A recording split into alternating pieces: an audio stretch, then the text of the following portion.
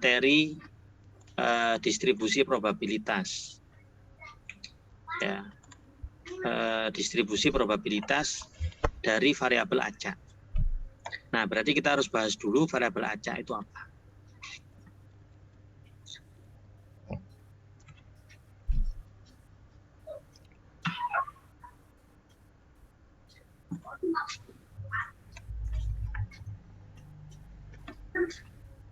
Oke. Nah, di buku maaf. Saya sering pakai buku Helm untuk ngajar matematika, jadi bertukar-tukar namanya.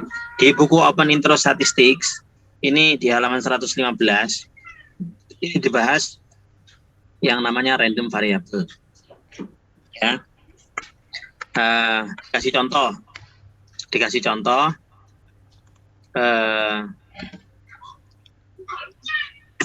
ada 2 buku ya yang disediakan untuk sebuah kelas statistika. Satu adalah buku teks, ya. Satu lagi adalah buku untuk panduan belajar yang menyertai buku teks. Nah, terus toko buku universitas yang menjual buku-buku itu sudah mungkin sebelumnya sudah pengalaman menjual buku, itu mendapatkan hasil pengalamannya atau hasil pengamatannya, itu mendapati bahwa dari semua mahasiswa yang terdaftar sebagai peserta kelas statistika itu, selalu 20%-nya itu nggak beli buku. Ya nggak beli buku teks, ya nggak beli buku panduan belajar. 55% dari mahasiswa terdaftar itu hanya membeli buku teks saja. Sedangkan 25% itu membeli dua-duanya. Oke. Nah, terus persentase yang nggak beli sama sekali, yang beli 1, yang beli 2, itu relatif konstan. Ya, dari satu semester ke semester lain, dari 1 tahun ke tahun yang lain, ya itu aja gitu ya. Artinya mau berapapun pesertanya, mau siapapun yang masuk kelas statistika, 20% nggak beli buku sama sekali, 55% hanya beli textbook, nggak beli buku panduan belajar, 25% beli buku dua-duanya. Nah, terus ternyata semester ini ada 100 mahasiswa yang terdaftar di kelas statistika. Nah, berarti berapa banyak buku yang sebaiknya dijual oleh si toko buku itu? Ya. Nah, jadi buku itu maksudnya gini, yang laku, maaf ya, bukan menjual, yang laku ya. Jadi kalau ada 100 orang yang mendaftar kelas statistika semester ini, terus toko buku itu menjual buku, toko buku itu bisa berharap berapa banyak buku yang terjual gitu, yang laku terjual.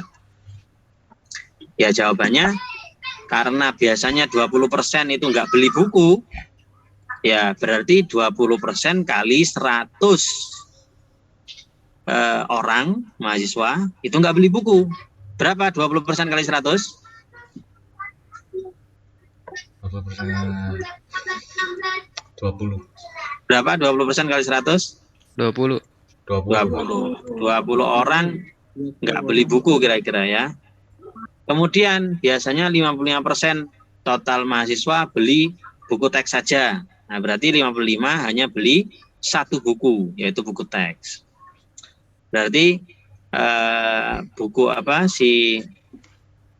toko buku itu bisa berharap semester ini 55 buku teks terjual gitu. Dan sisanya 25% beli dua-duanya.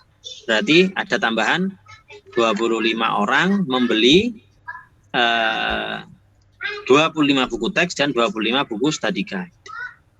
Sehingga secara keseluruhan si toko itu bisa mengharapkan ada total 105 buku yang akan terjual untuk kelas ini. Paham nggak ini? Ini konsep expected value. Expected value. Jadi di sini ada, ini contoh bagus ya. Di sini ada contoh peluang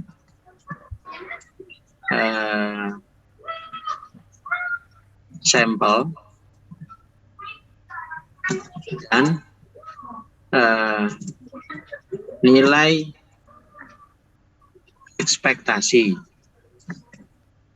Nah, atau ini nilai perkiraan.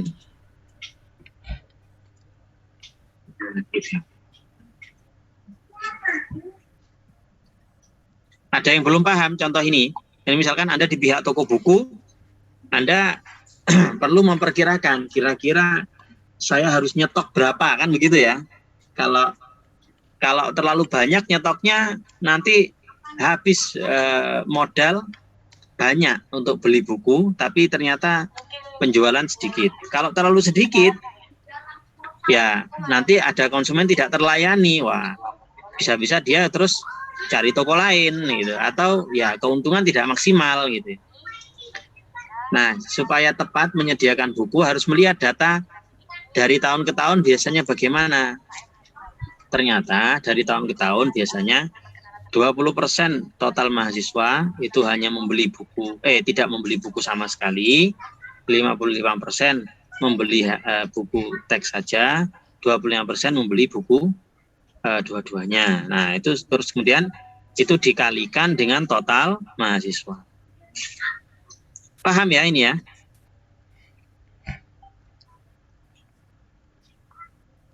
Nah, ini kita belum bicara yang random variable itu yang mana. Yang jelas ini contoh cara menghitung nilai ekspektasi atau nilai perkiraan. Ya. Nah, kemudian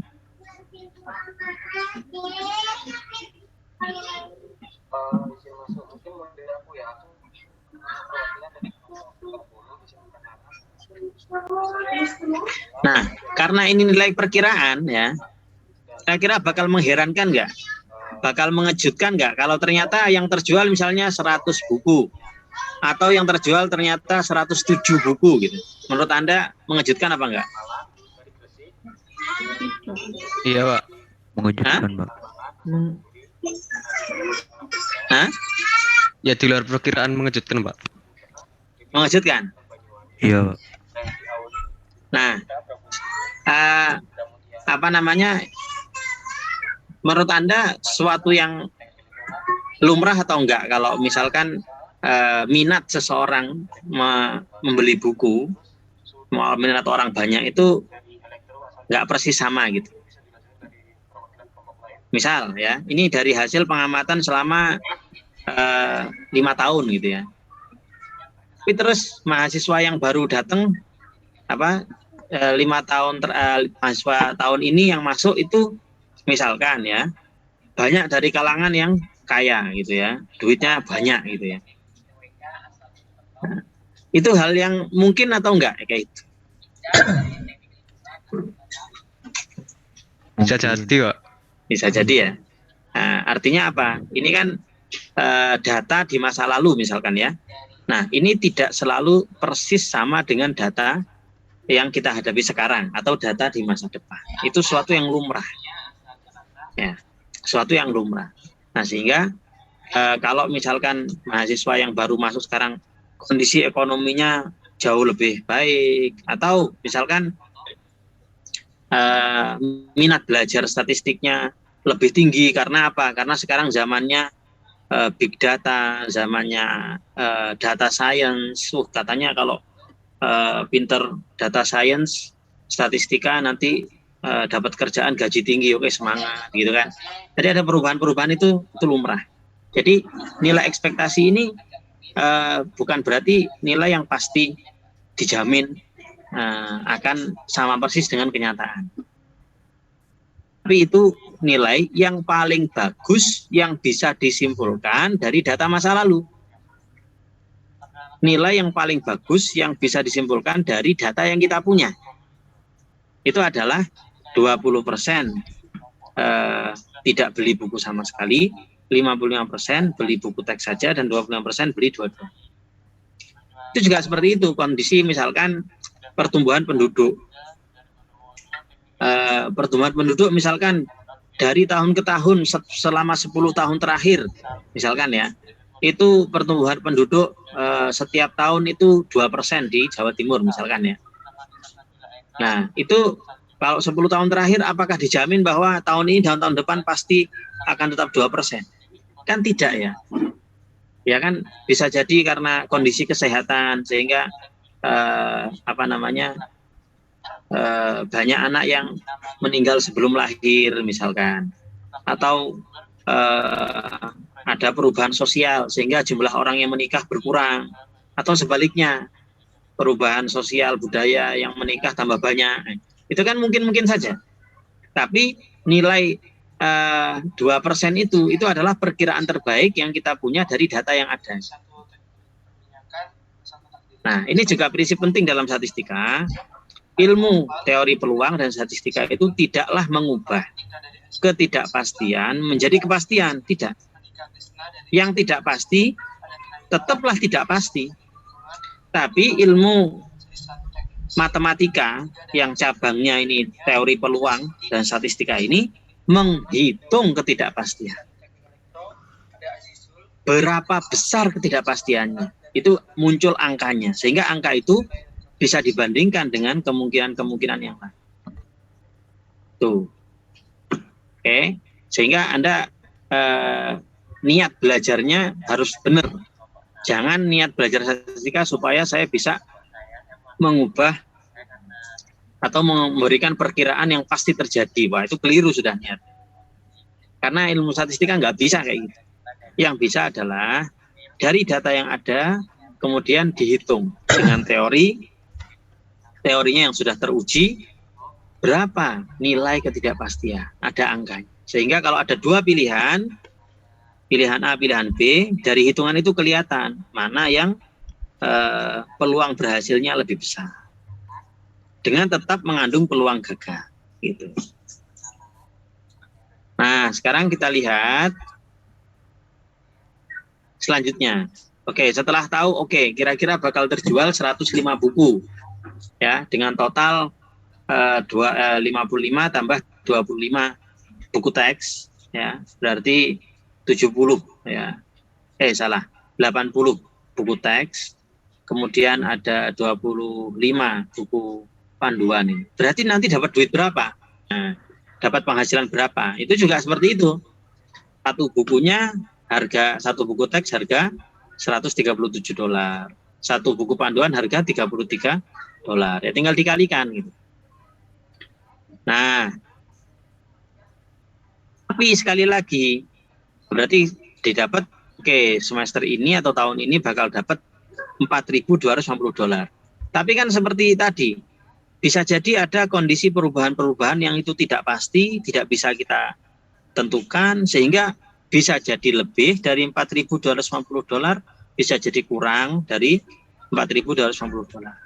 Nah, itulah plus minusnya itulah disebut sampling variability, variabilitas sampling, ya. Keragaman dari sampling, ya. Tadi dapat angkanya 20%, 55%, 25% kan dari pengamatan sampel, ya, pengamatan orang-orang yang masuk pas statistika, pola pembeliannya bagaimana, diamati, didapat. Nah, yang dilakukan seperti itu sampling. Nah, sampling itu memiliki keragaman. Jadi, misalkan tadi ya, 20% masuk persis setiap tahun 20%, tapi ada plus minus gitu ya. Nah, kemudian ini kita perlu mengenal yang namanya probability. Ya, probability. Ini 20% tadi itu, ya. Ini kan ceritanya apa? 20% tadi itu apa? Jumlah mahasiswa atau persentase atau proporsi. Oh ya, proporsi ya. mahasiswa yang tidak beli buku sama sekali. Bayangkan ini, 20%. 20% ini berarti didapat dari apa? Ini didapat dari jumlah mahasiswa yang tidak beli buku sama sekali dibagi apa?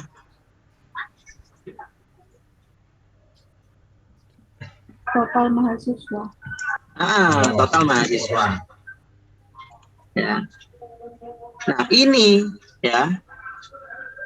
Kalau ini terus tetap ya dari tahun ke tahun sekian, kita bisa menyatakan ya dari sini bisa dikatakan bahwa peluang ya seorang mahasiswa yang masuk kelas statistika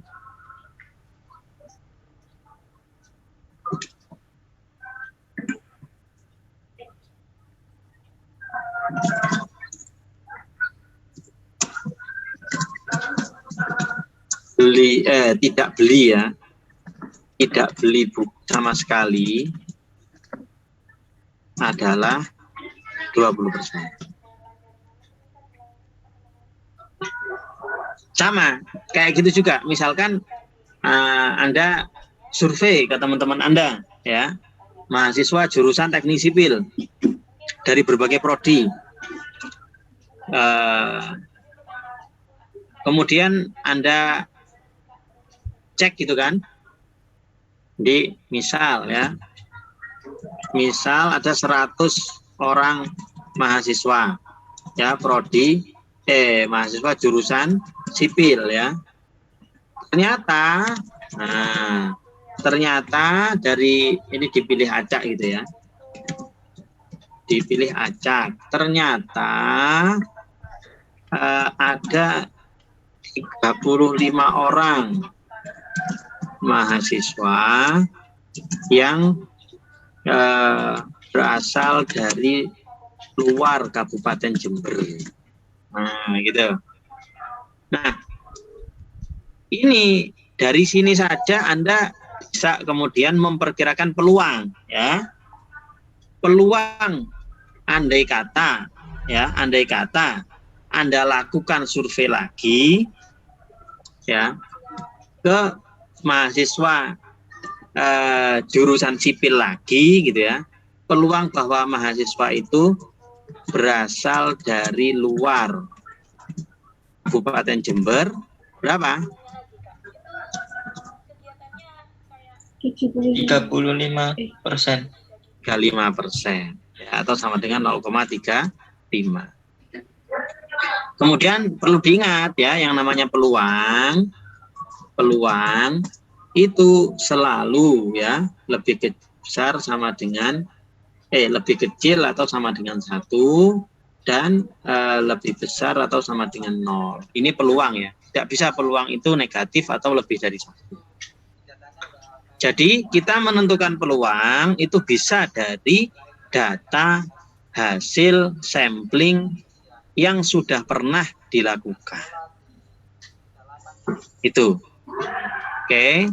Nah, kemudian itu digunakan untuk analisis data baru ya, itu. Nah, sekarang kita lanjutkan ya. Tadi saya hapus dulu ini.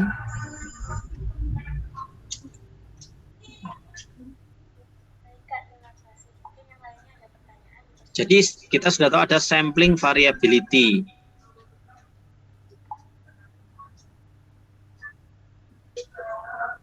Nah, kalau kemudian ya tadi itu kita gunakan histogram, ya kita dapati kayak density itu. Ini histogram model density ini. Paham ya Anda ya? Nah, density itulah yang juga menyatakan probability gitu. Jadi sebetulnya ketika kita menampilkan satu data sebagai density, itu kita sedang menampilkan probability gitu.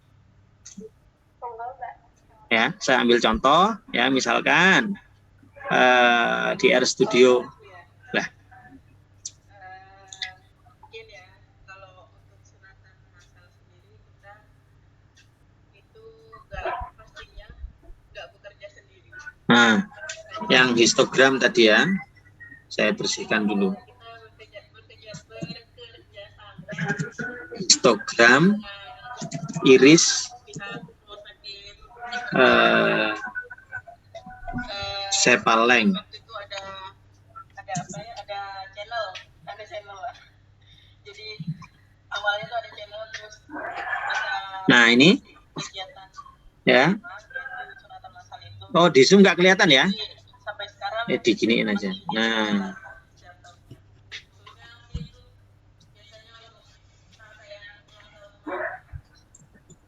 Nah, di sini ini density ini bisa menunjukkan probability. Nah, apa ini? Slip.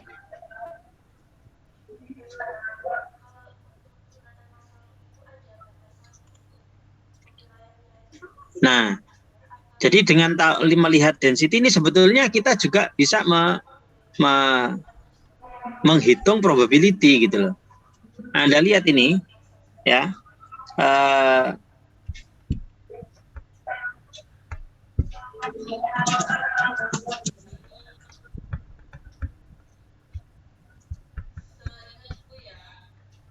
Nah, ini misalkan berapa peluang Sepaleng itu antara 6 sampai 7 cm. Nah, berarti dari density ini Anda tinggal mengalihkan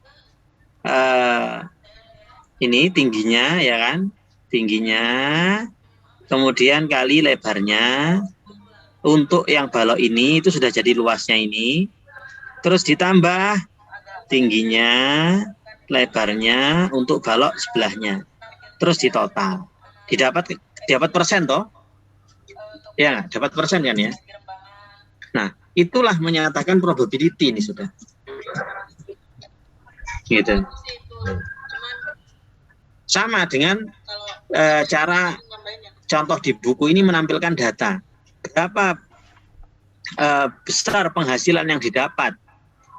Nah, bisa ditampilkan sebagai densitas seperti ini. Nah, kemudian ini berapa penghasilan rata-rata yang didapat dari setiap mahasiswa dari kelas statistika ini gitu ya. Nah, tinggal dijumlah ya. Kalau tadi yang beli 25% beli 2 buku ya kan, dapatnya 170. Kemudian yang 55% beli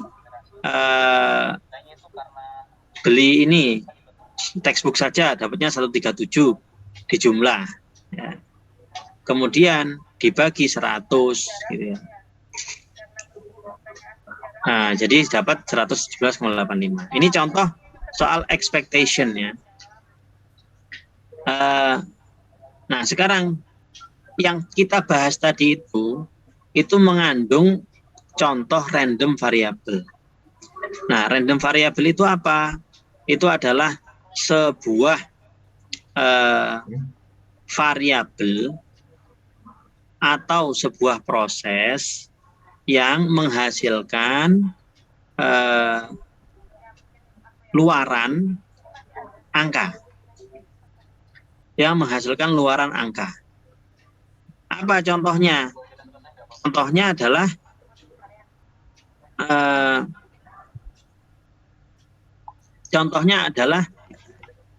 variabel apakah mahasiswa yang masuk itu beli buku teks atau tidak beli buku teks.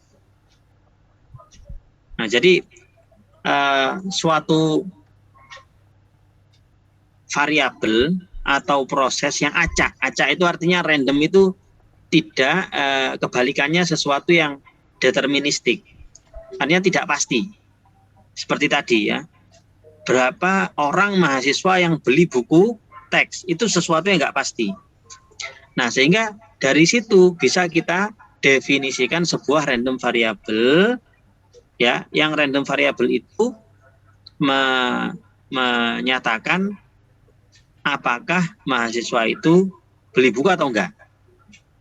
Kan hasil luarannya ya atau tidak gitu kan ya. Nah, ya atau tidak itu masih bukan numerik ya. Supaya menjadi random variable itu harus diubah menjadi numerik. Nah,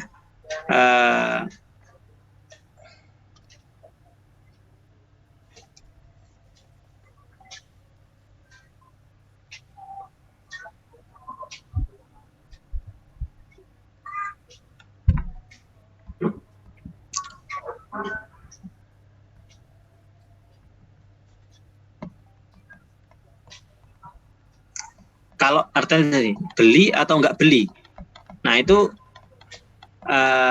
belum jadi variabel acak, baru bisa menjadi variabel acak kalau kita ubah, misalkan beli itu apa namanya, kita terjemahkan beli itu berarti menghasilkan uang $10 misalkan. Kalau nggak beli berarti 0. Nah, itu baru variabel acak. Jadi variabel acak itu sebuah proses atau variabel yang menghasilkan outcome atau luaran numerik yang bisa diangkakan. Contoh yang di sini apa? Contoh yang di sini suatu proses yang menghasilkan uang $0, $137 atau $170. Ini adalah proses yang bisa menghasilkan luaran numerik. Nah, maka disebut random variable. Nah, random variable di sini apa? Yaitu suatu proses terjadinya atau dihasilkannya nilai 0 atau 137 atau 170. Contoh yang lain random variable apa? Yang mudah ya. Ini apa? Lempar koin. Ya, lempar koin. Hasil lemparan. Gitu ya. Itu kan bisa angka, Bisa gambar. bisa angka, bisa gambar, kan gitu ya. Nah, ini maka hasil lemparan ini ya, ini sebuah variabel ya, sebuah variabel. Tapi kalau hanya kalau yang dihasilkan itu bukan numerik, maka tidak disebut random variable karena nanti nggak bisa diproses ya. Nah, baru yang disebut random variable itu apa? Hasil lemparan berupa nah, ini random variable ini. Hasil lemparan berupa gambar. Ini random variable. Ya. Karena apa? Bisa menghasilkan angka. Angkanya apa? 1 atau 0. Iya atau tidak kan ya? Setiap kali lempar gitu loh. Setiap kali lempar satu koin, ya, kita kan bisa mengecek ini hasil lemparan berupa angka. Kalau ternyata koinnya menghasilkan gambar, nah berarti hasil lemparannya bisa kita beri angka 0. Sedangkan yang ini hasil lemparan B kita beri angka 1. Nah, ini contoh random variable ini. Ya, contoh random variable. Kenapa? Karena ini berupa proses yang acak. Hasil lemparan itu kita nggak bisa menentukan bahwa kalau saya lempar selama sebanyak 10 kali pasti muncul angka berapa kali, itu nggak mungkin, nggak bisa. Ya, nggak bisa. Karena nggak bisa, maka hasil lemparan ini itu sebuah sesuatu yang random, sesuatu yang acak. Dan kemudian hasil lemparan berupa angka ini bisa kita berupa A ini, misalnya berupa angka 500 gitu ya, atau berupa gambar, nah gitu ya. Nah, ini dua-duanya bisa kita beri angka gitu ya, 1 atau 0. Nah, ini juga begitu. Setiap kali lempar kita bisa ngasih, kita dapat gambar, oh berarti 1 dia, atau 0. Nah, karena acak bisa hasilnya itu ditampilkan dengan angka, maka disebut random variable. Ya, oke. Contoh ini tadi di contoh penjualan buku tadi itu, random variable itu di sini apa? Random variable disimbolkan dengan X besar ini. X besar ini adalah random variable, simbol untuk random variable ini X besar ini. Ya, ini adalah simbol untuk random variable. Kemudian nilainya yang bisa dimasukkan sebagai hasil outcome-nya itu, ini bisa $0 atau $137 atau $170. Nah, nilai-nilai ini disimbolkan dengan X kecil gitu. Nggak tahu ya kenapa orang matematika suka banget sama X. Oh, nggak dibedakan gitu loh ya. Ini X, ini M entah apa, disamakan aja. Cuman ini X besar, ini X kecil gitu. Nah, inilah sesuatu yang aneh ya. Cuman maksudnya adalah apa namanya?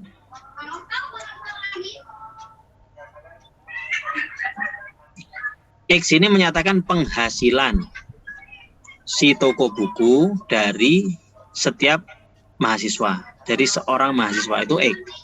Sesuatu yang acak, yang toko buku itu atau siapapun nggak bisa memastikan. Nggak bisa memastikan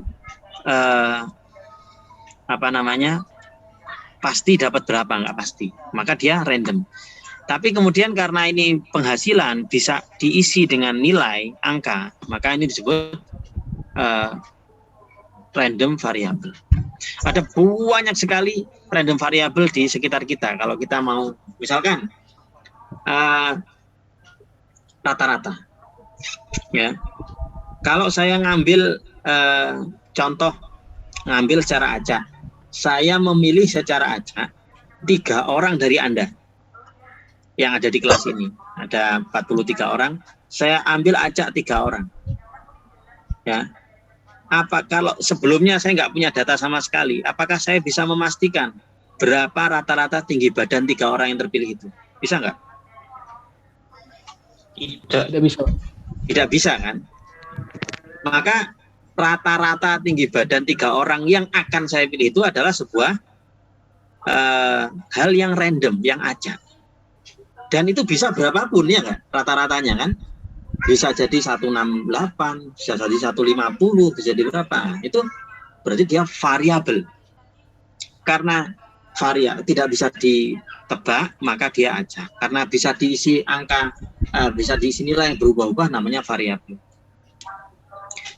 Ya, dan bisa diisi nilai ya. Itu random variabel. Jadi berapa rata-rata tinggi badan sampel, itu juga random variabel. Begitu juga IPK. Kalau saya ambil secara acak 10 orang dari Anda, IPK yang dihasilkan dari yang 10 orang itu sesuatu yang nggak bisa saya pastikan. Saya nggak tahu persisnya. Nah, itu random. Dan karena isinya itu IPK bisa diisi 0 sampai 4, maka dia variabel. Maka IPK sampel, tinggi badan sampel, kemudian penghasilan sampel itu contoh-contoh random variabel. Anda mau mengukur ini konsentrasi polutan di 5 kota. sebelum Anda ukur kan Anda nggak tahu akan berapa konsentrasi polutannya. Nah, maka konsentrasi polutan di setiap kota itu adalah random variable. Paham? Ya, paham ya? Tapi apa namanya, misalkan